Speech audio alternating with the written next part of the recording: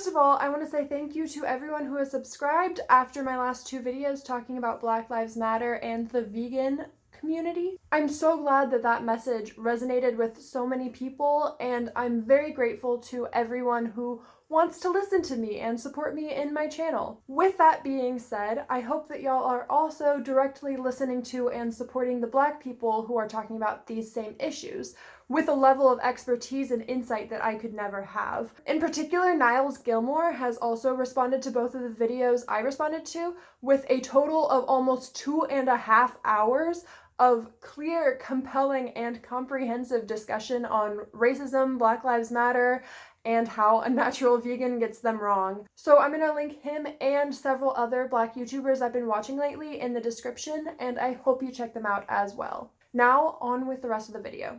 Hello, my name is Lo, and I am currently interested in the idea of canceling. It seems like everyone is talking about cancel culture.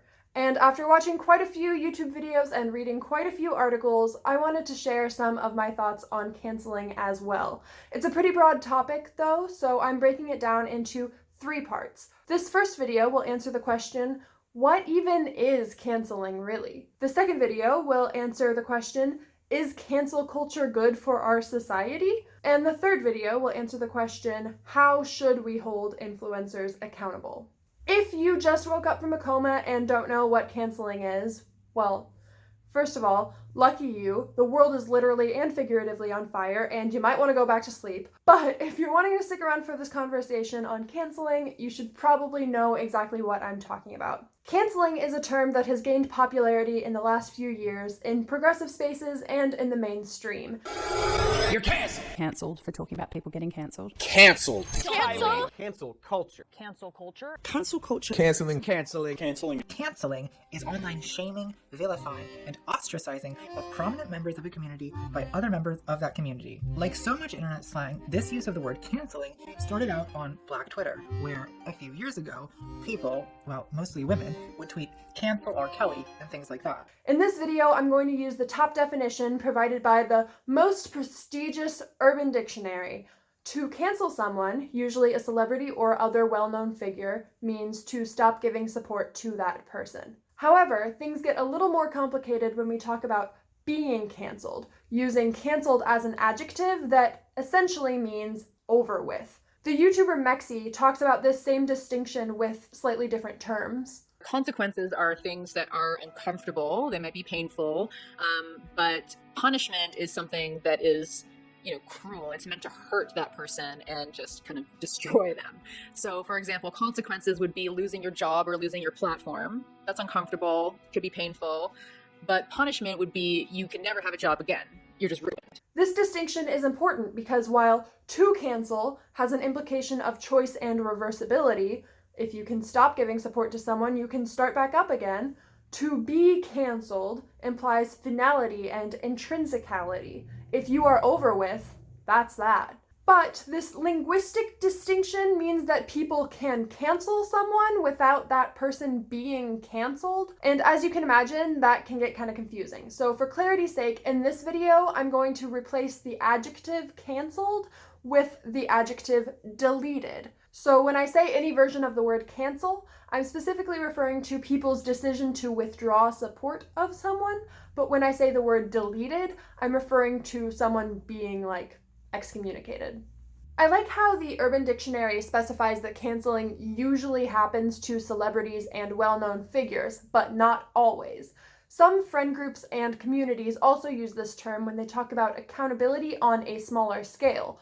Throughout this video series, I'll talk about intra-community canceling a bit, but I'll mainly focus on people who have big audiences, whom I'll collectively refer to as influencers. As much as I hate that word, it does accurately describe people who have influence of any kind, including movie stars, famous musicians, well-known comedians, and, of course, popular YouTubers. Last week in Is Unnatural Vegan Cancelled, I talked about a YouTuber who made a video with racist messages and then made a follow-up video to dismiss all critique. I started out my response by saying, I personally am conflicted on the concept of canceling people, except in cases of like R. Kelly and other abusers. And while I guess by my own definition I did cancel her, I wasn't trying to say she was deleted.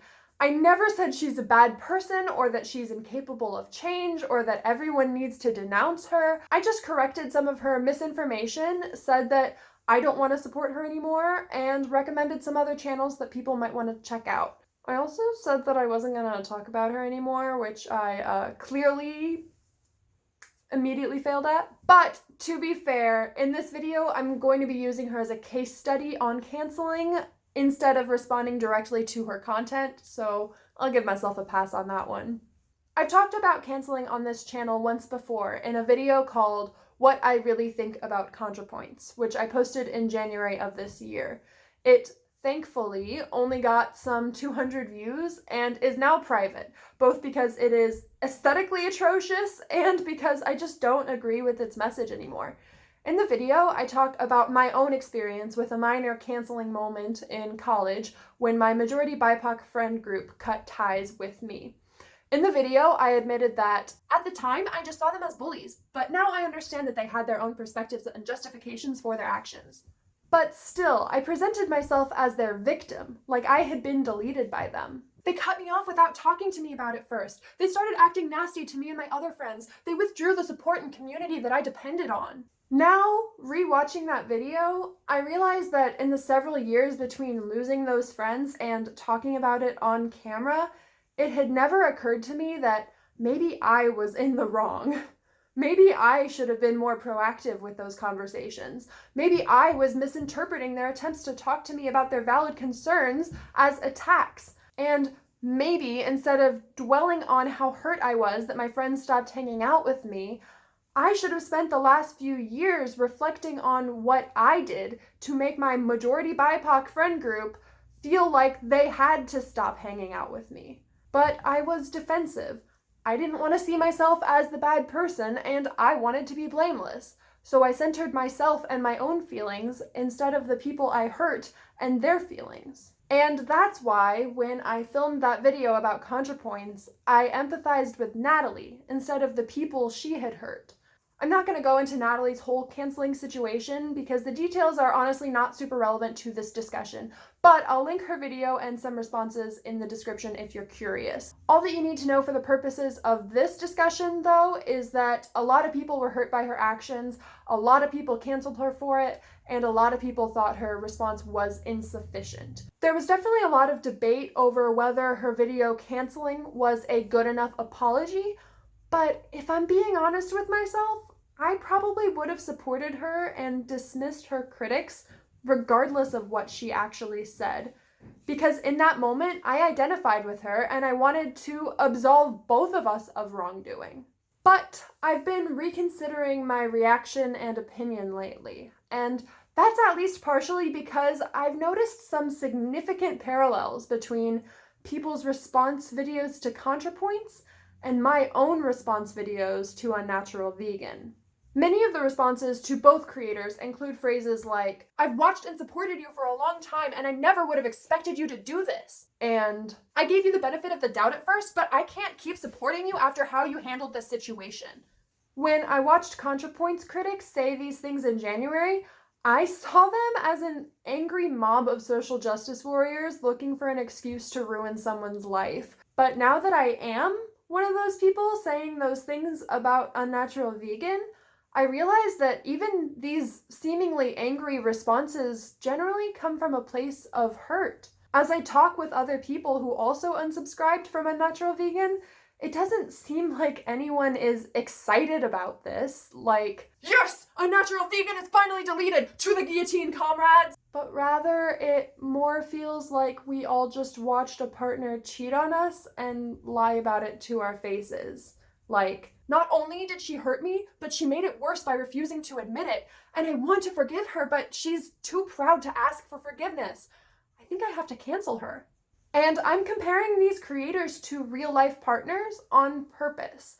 Influencer culture is built off of parasocial relationships, in which a person feels a strong emotional connection to someone who doesn't know they exist. After spending some time watching a YouTuber's videos or liking an Instagrammer's photos or seeing an actor's interviews, audiences tend to develop emotional bonds with the person they imagine behind the camera. They feel like they know the influencers and are parts of their lives, which makes it a little messier when an influencer says something hurtful. To the viewer, it feels like the beloved influencer has betrayed an established and trusting relationship. Meanwhile, to the influencer, it feels like a lot of nameless viewers are demanding an unwarranted emotional reparation. And yeah, some of the responsibility can be placed on the viewers for getting so invested in someone they don't actually know, and I'll talk more about that in part 3. But I think more responsibility can be placed on the influencers who create and profit from this position. Influencers intentionally build relationships with their audience by establishing a brand, talking to fans, creating communities around their content, and then they profit off of that relationship in the form of Patreon subscriptions, ads and sponsors, merch sales, and more. And oftentimes they never really appreciate or even understand how much power they hold in their position. In this light, canceling can be seen as an attempt to correct that power imbalance, to remind the influencer that their success is dependent on their audience. Like with any boycott or union or police oversight board, if that were to actually exist, it's an attempt to collectively keep the people at the top accountable to all the little guys who got them there. To the powerful person, that seems threatening, and it's supposed to. Getting canceled means that they abused their power and hurt people, and they should feel like they either need to change something or step down from their position. I mean, their success as an influencer is dependent on convincing their audience that they're a good friend, so if they want to continue being a successful influencer, the least they can do is actually try to act like a good friend. They should be willing to apologize when they hurt people, and not just because they want to keep getting the subscriptions and brand deals and sales, but because those are real people, and we all should have learned in kindergarten that you apologize when you hurt someone. To summarize, canceling is a method of holding powerful people accountable to their viewers, particularly the viewers that they've hurt. From the outside, it can seem like cancellation is a punishment, with a group of vindictive social justice warriors acting as the judge and jury. But I think that's a different concept, which I call deletion. In reality, cancellation happens when influencers, who have encouraged their audiences to view them as a parasocial friend, do or say something that makes their viewers feel hurt and betrayed. Because influencers hold so much power over their audiences, they have the responsibility to treat these real people with respect, which includes making amends after causing harm. I'll say it as clearly and concisely as I can. Canceling is a method of holding people accountable, and holding people accountable is necessary to maintain any healthy and respectful community. In part 2, I'll talk about some YouTubers who have been canceled and what their responses say about them and their communities. I'll also address some common concerns about canceling and when canceling can turn ugly. So stay tuned for part 2.